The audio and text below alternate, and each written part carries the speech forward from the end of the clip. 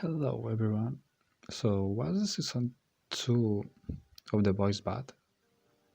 Maybe yes, maybe not, but nevertheless, you liked it or hated it. I'll give you my honest reasons for every take I give. So let's talk about the plot of season 1 first, just to remember everything that happened. I'm waiting for something super special. I'm ready for a four-chair turn.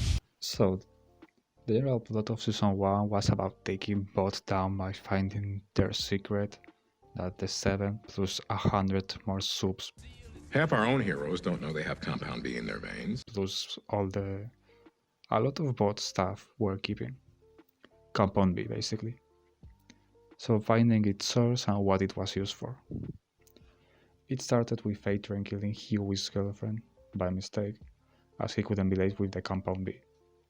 And ended with them finding the Compound B and how did bot use it, discovering that subs aren't actually made, and then giving it to the CIA lady to fuck bot.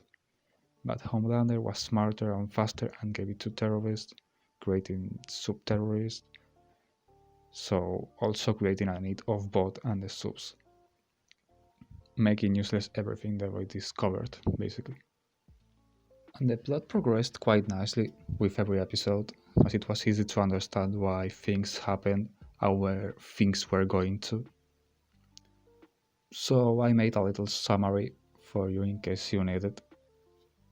So episode 1, Translucent catches Huey, that was pissed at Bot for killing his GF, putting a book in the conference room, but him and Butcher end up capturing him.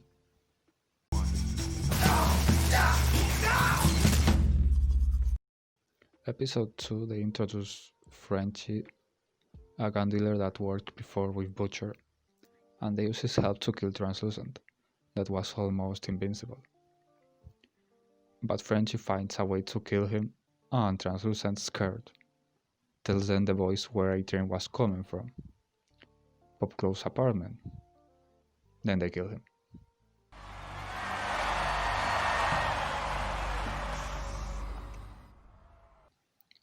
And in episode 3, they book Popclaw's apartment with MM's help and discover Compound B, basically. They try to get it from Adrian during the race, but he used it for the race. But they catch Popclaw using it and killing her landlord in the process, having a way to blackmail her. Also, he will get Starlight's number.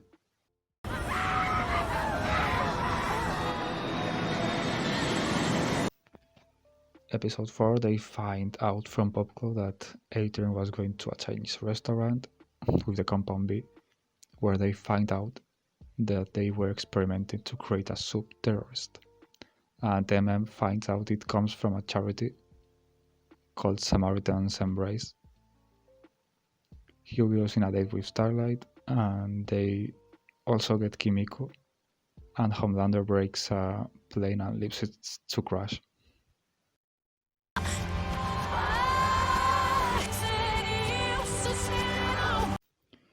Episode 5, the boys go to the Belief Expo, organized by the Samaritan's Embrace, I suppose. And Huey uses Starlight to get an exclusive baptism by Ezekiel and Homelander. Ezekiel is basically the face of the charity. And Huey ends up blackmailing Ezekiel, and they find out that they ship the Compound B to American hospitals. He also told him the latest shipping, so the boys go there and find out they use it on babies to create the subs.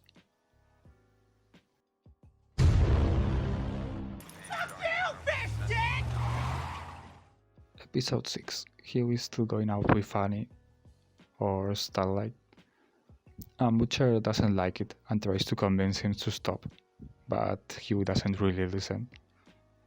The boys also try to resolve a mystery that revolves around Kimiko, and they do it, with Mesmerizer help. That ends up betraying them. Like basically, Mesmerizer tells everything to Homelander and he finds out about the boys.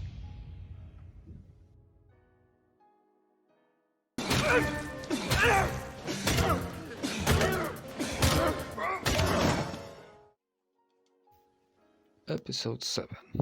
Homelander tells the rest of the 7 about the boys, and they almost kill Annie. The boys realize that they have been caught. A-Train almost kills Huey and his dad.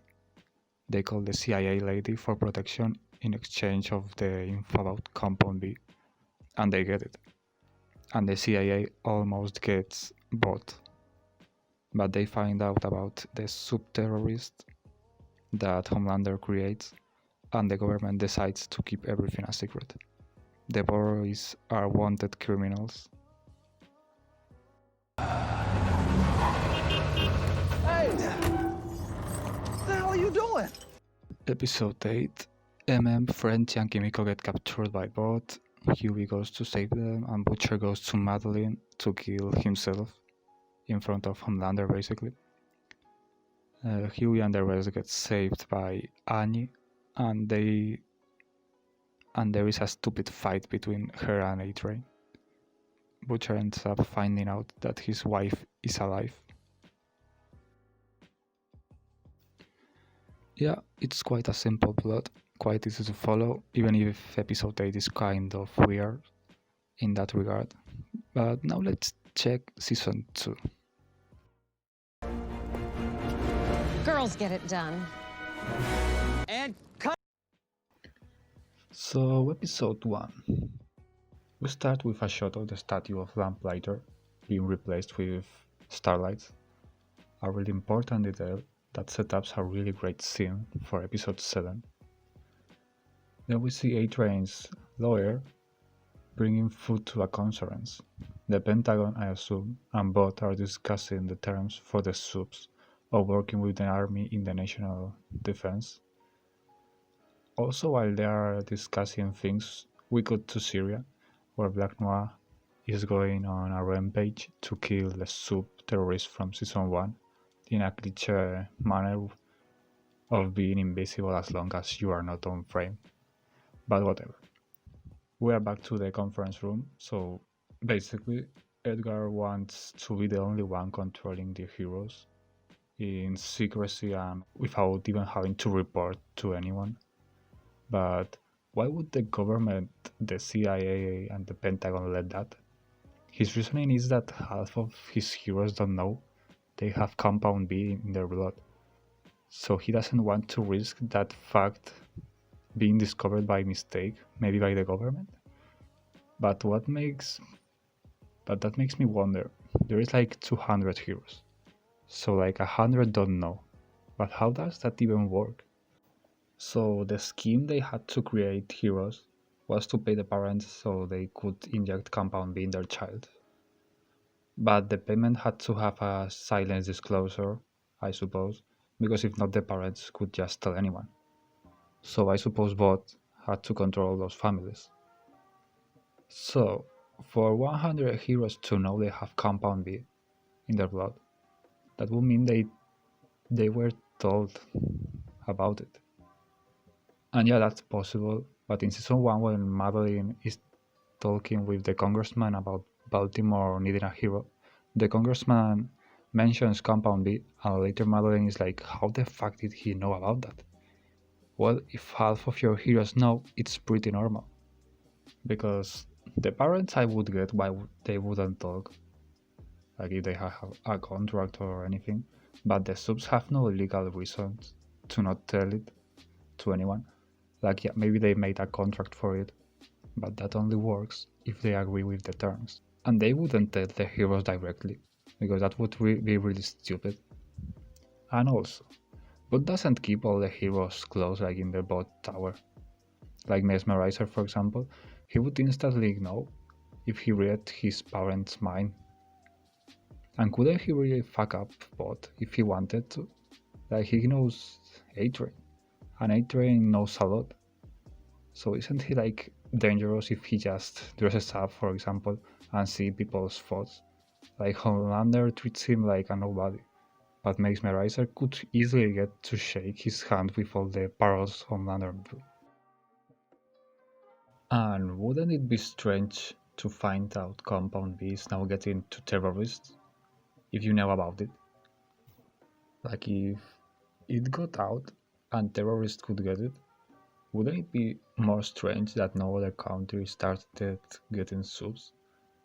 Like if it got out of bots' hands and directly to terrorists, that would mean there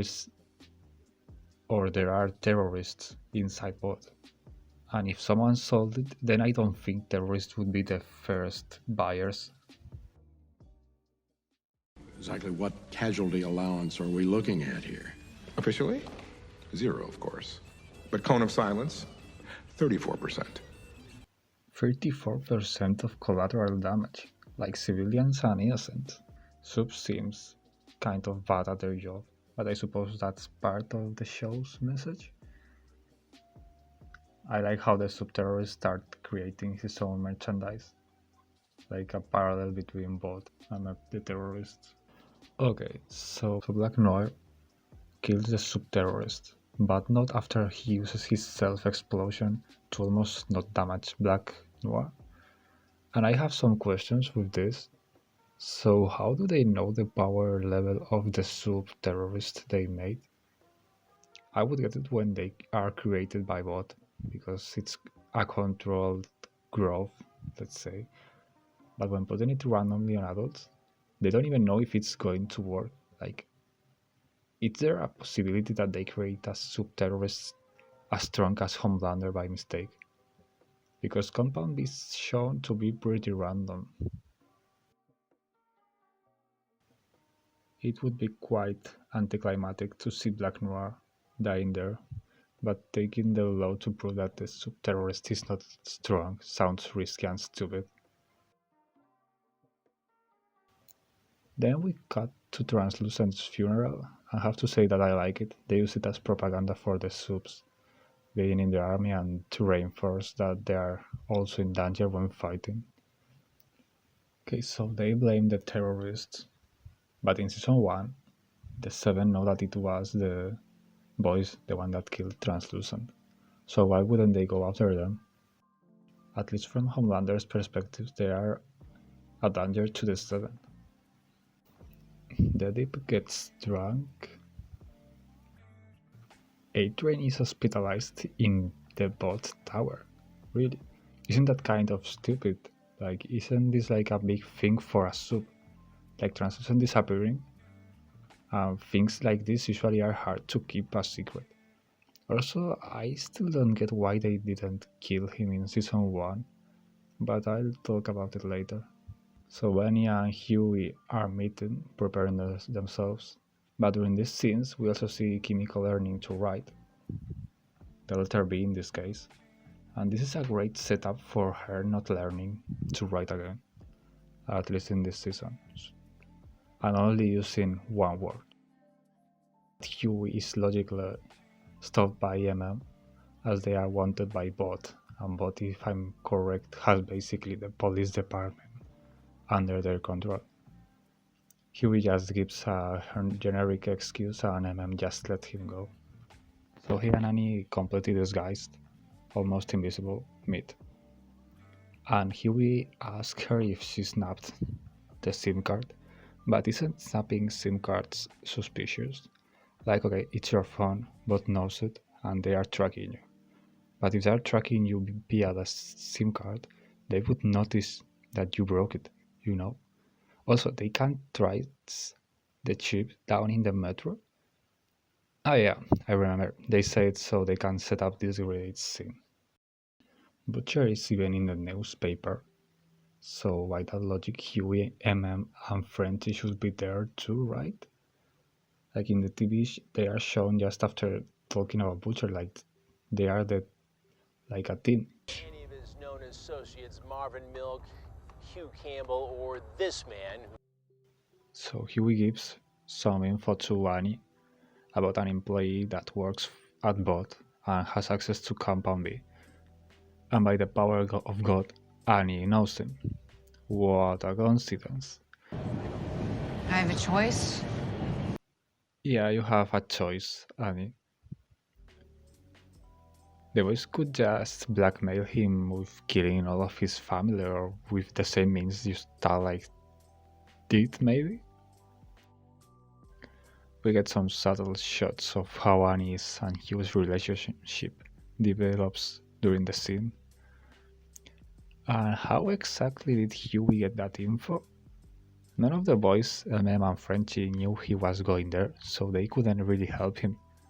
As if they helped him, they would probably want to know why does he want the info of a bot employee. Because you don't ask for those just for fun. I suppose I'll settle down with him finding the info in his bedroom randomly.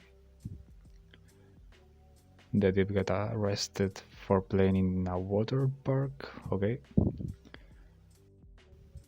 So they made a movie about how Butcher killed Madeleine? Or not a movie but a TV show? But how did anyone get that info? He wasn't arrested or seen by anyone. Maybe by the nanny, but she is never mentioned again after Butcher says that she's in the back asleep, in season 1 I mean. So who gave all those details? It wasn't Homelander, as he probably didn't want to be connected to what happened. So anyways, all of the boys are being wanted, plus they are shown on TV.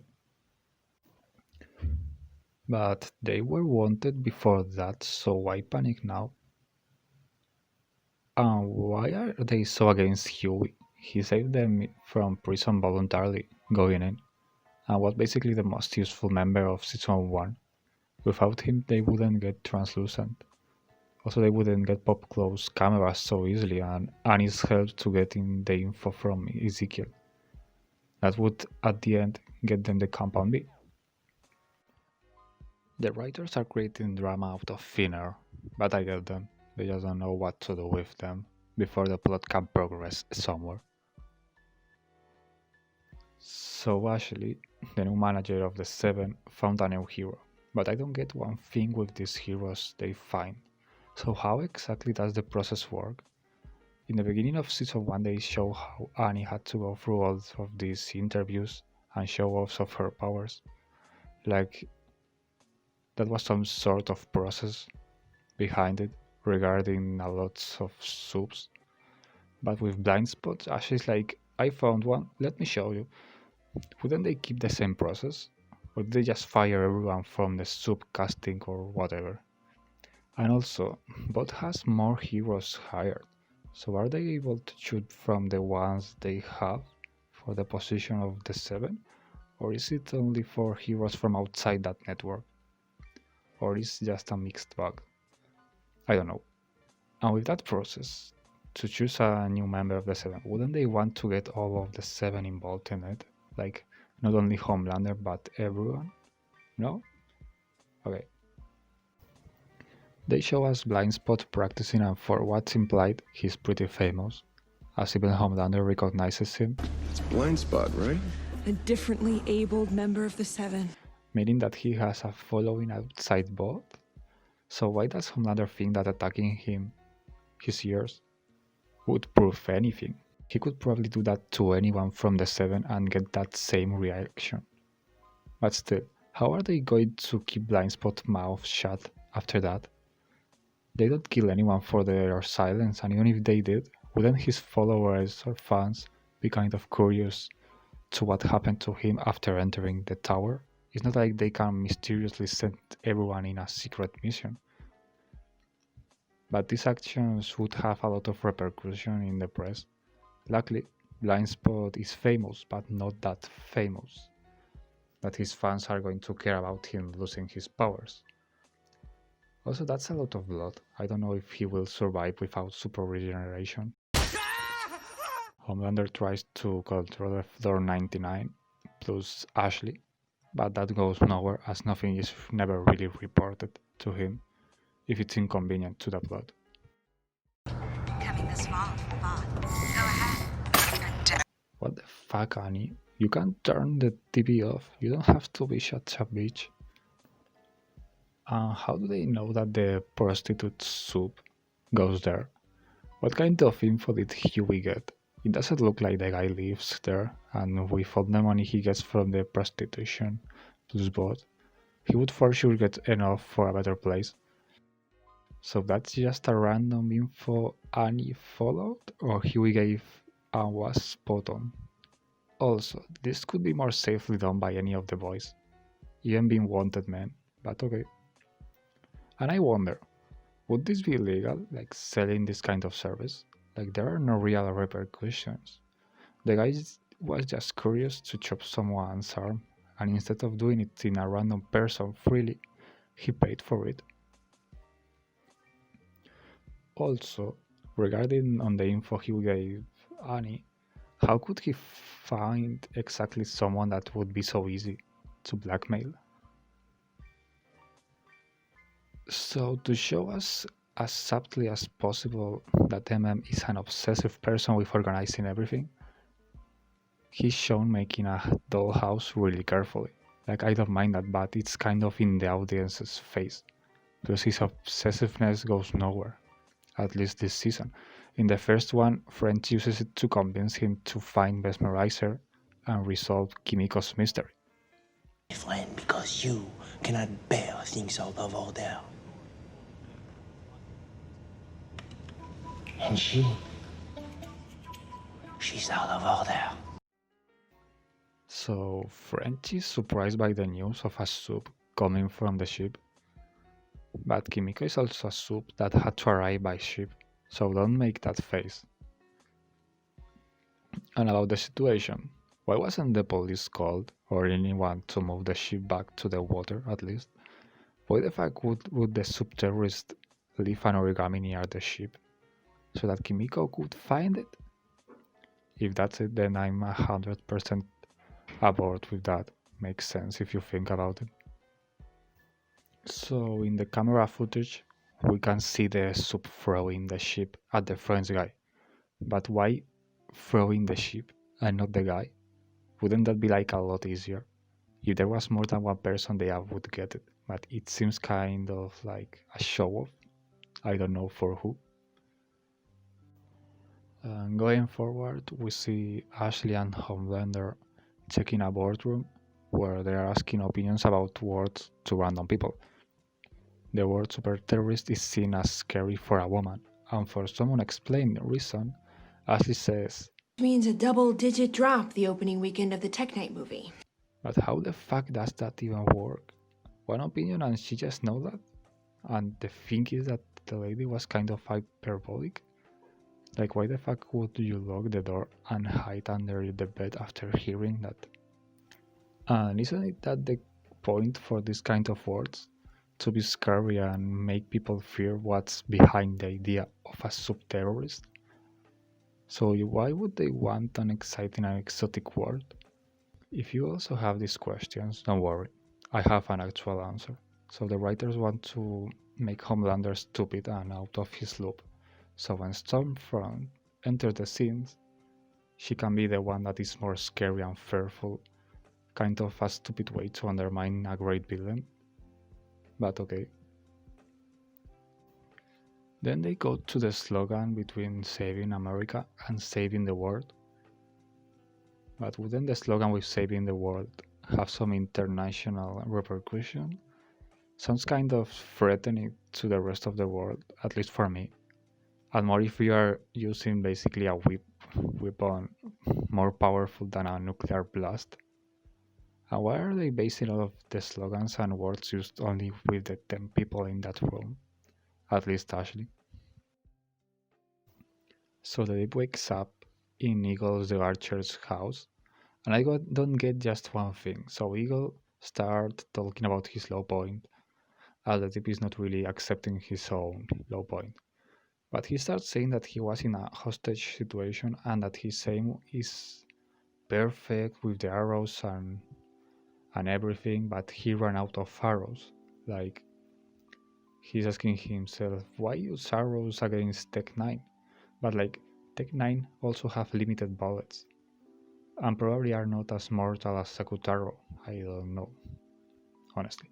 So his own low point is kind of stupid.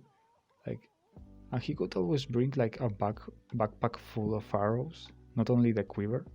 So Eagle the Archer, you stupid.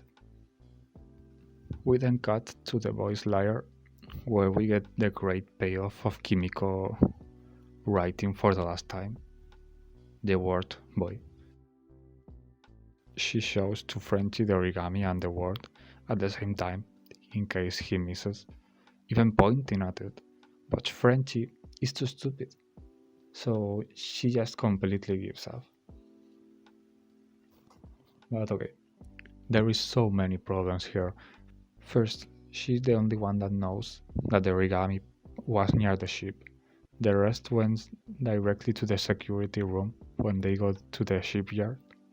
Secondly, the word boy by itself is really far away from what Kimiko wants to express, and she knows it, because she understands English almost perfectly, I would assume, as the voice never had to use any simple sentences to make her understand things.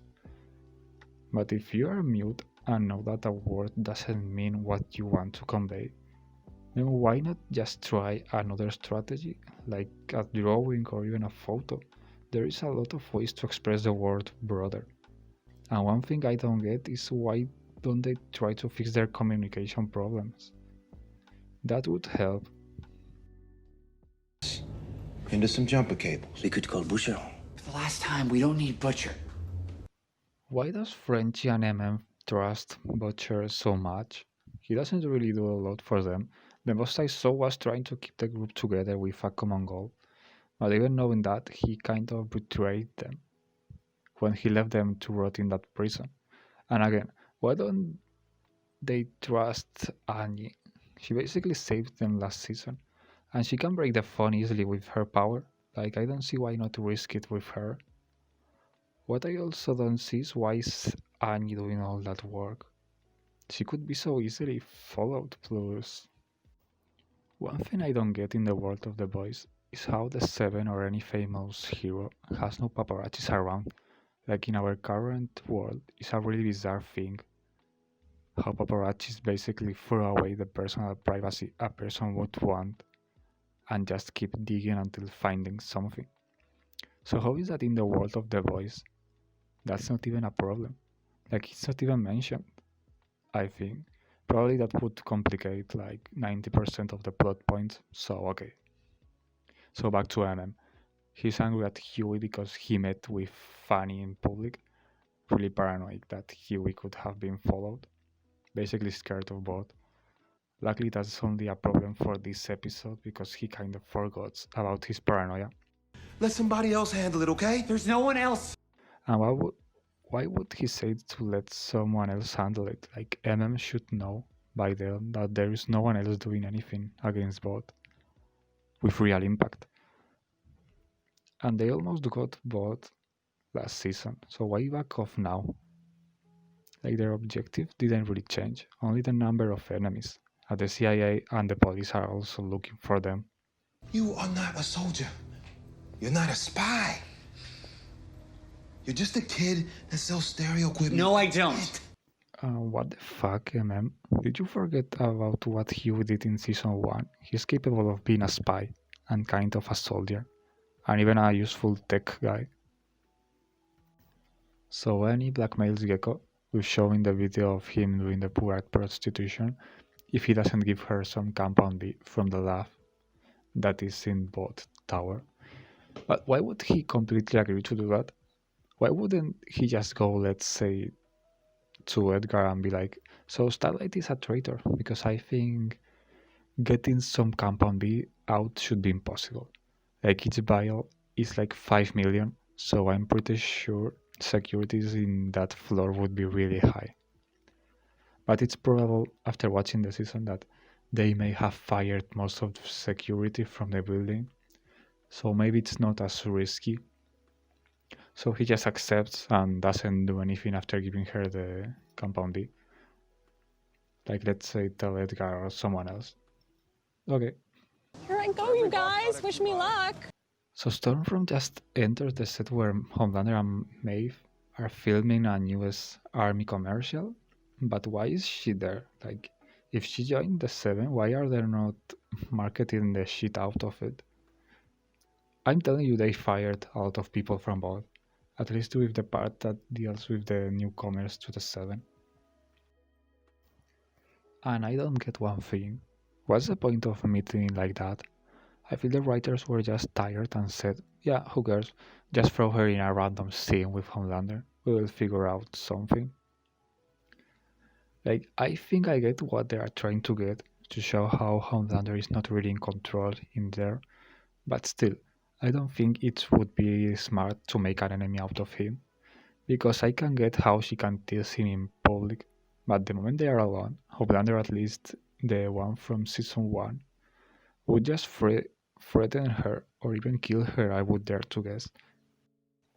So the boys meet with Raynor, the CIA lady, but for what reason exactly? Like, what they can even do for her? Or what can she do for them? Even if they get her more Compound B, the CIA is working with Bot directly. And the info about the sub-terrorist, why couldn't they just tell her through her phone? Because they had to talk or text to decide where and when to meet. So why in person? She could have been followed, and she kind of is. And with the sub-terrorist info, I don't really get how that was the last piece of Raynor's puzzle. Like, later Mallory gets Raynor's files and doesn't really get any conclusions, even with the sub-terrorist. Also, Raynor says that Bot is a fucking coup from the inside. Like, it's a surprising information, and I could start making 100 of theories on what Raynor's puzzle was, but I don't really feel like it. So Raynor's head explodes. Moving on to Homelander goes to Edgar's office because he's pissed that he wasn't consulted about Stormfront. Edgar kind of tries to be polite but condescending, and Homelander starts to ramble about how he's Bot and tries to scare Edgar with his contract that finishes that year, and how that if he moves on from Bot, the shareholders would probably don't like that. But Edgar moves on, out talking about the founder of Bot, Frederick Bot, and he tells Homelander how Frederick worked for Hitler from 39 to 44 when he decided to move to America, changing sites and creating heroes before the first nuclear bomb was created. But wait a moment. So Frederick went to the Allies in 44, and before the war was over in 45 he had heroes in the battlefield? Like, didn't Compound B react in weird ways in the present days? And that's why they had to give it to newborns? And even in this season we see that they are still having trouble with controlling the effects. So why does it look like in 44 Compound B was more stable? Did he have more subjects to try it on? But if he had, wouldn't that be like really, really expensive? This season they sell a vial for $5 million. Like dollars. So Edgar ends his speech and Homelander is like, so what? But he starts saying that Bot is a pharmaceutical company and not a hero company. And that makes complete sense as we have seen how much Compound B they sell to someone and the profit they get from it. Yeah. Now seriously, so Edgar is saying that the company is not a superhero company but because they make Compound B. But that's stupid, because it's not like the heroes need constant doses of Compound B. And they even pay the parents to inject the Compound B into their kids. So like, they don't get any money from the Compound B directly. And if they were a pharmaceutical company, they wouldn't make superheroes as strong as Homelander. Like, what's the point of it? Wouldn't it be better to make more mediocre heroes? They would be as sellable as normal people's standards wouldn't be high for a sub. But the moment they created Homelander, the expectative of a standard from a superhero is raised by a lot. Plus Compound B looks like works completely in random ways. Then Edgar tells Homelander off about how he released their best asset, giving it to terrorists, but he says exactly that their best asset is the formula, and tell Homelander that he released it into the wild and gave it to terrorists to get into national defense. But first of all, Homelander didn't release the formula. He told Adrian to inject random terrorists with Compound B. And secondly, that saved the company from being criminally prosecuted for corruption and deceit and more things. Like, the boys got some Compound B, and with the CIA lady, they were ready to see Bot burn. But Homelander released the Compound B just in time. But I suppose that Edgar and the writers forgot. Also, I feel that having the strongest soup pissed at you is not a great idea from like any perspective. And how is Homelander really being controlled here? He's doing his job as being in the front image of the Seven, so it would make sense that he decided who goes in and out, with some limits to it, like for marketing's sake reasons. But like, what exactly is it that Edgar has against Homelander, in a way to stop him from acting almighty?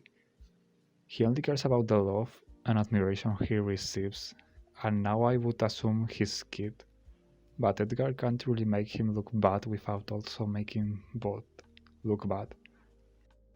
And Homelander's kid, even if in both hands, is still in the facility with his mother, and Homelander visits them whenever he feels like.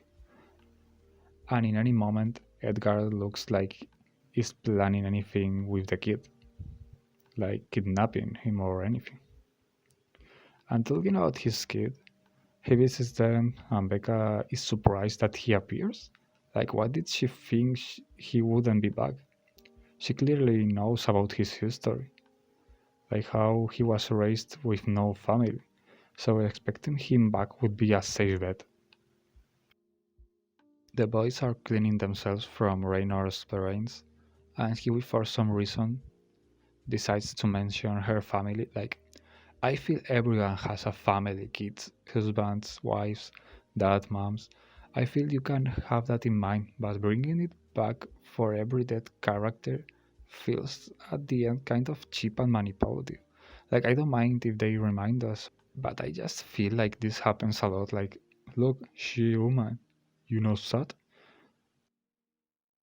So they suppose that Bot killed Raynor, but like if it was really Bot, wouldn't they just kill like everyone there or imprison them? Because I feel they would be able to track the ban, as they use it a couple of times. And for some reason, Hugh doesn't tell Annie about Raynor's head exploding. But why not? What reasoning is using Huey to lie to Annie? In season 1, it made sense because she was in the Seven and he was using her to get info, or just because he wanted to keep the relationship without confessing that he is a killer. But in this part, why wouldn't he warn her about a soup that can explode heads? Like, I feel that's a really important detail to know when you are risking your life to get some Compound B. It's not like she was safe before, so yeah. Probably the writer just wanted to spice this episode with some cheap drama. And then Butcher is back, but in a really awkward way, so without really making any sound, Butcher got past the metallic door and threw a guy down the stairs. No shouting, no screaming, no noise from a fight, nothing.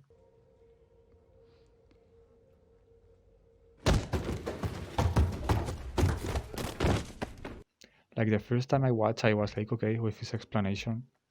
I tried to tell this cunt. I'm with that lot, yeah?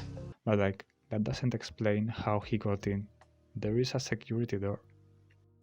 You called them. I'm sorry, but it's not a game now. And so Frenchie called Butcher, but why weren't they expecting him then? When exactly did he call? Like, they just came back from Raynor's reunion. And still, I get why would you call him, but he isn't really as smart or useful as they want him to look. Most of his plans are based on being a murderer or suicidal. And why the Frenchie sees him as a real captain? Like, he's the one that brought them back together in season 1, but he left them in prison and decided to kill himself. Well, and that's everything I have to say about episode 1. Hopefully I got all my info right. If I forgot anything, well, it's not my fault. Yeah, that's it.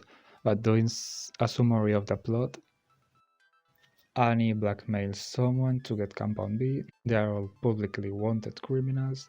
A sub-terrorist appears. Raynor's head exploded after finding out about the sub-terrorist. Random things that doesn't really move the plot or the characters, etc. And that's it. Yeah, there's nothing else to add to the list. Thanks for watching, and bye.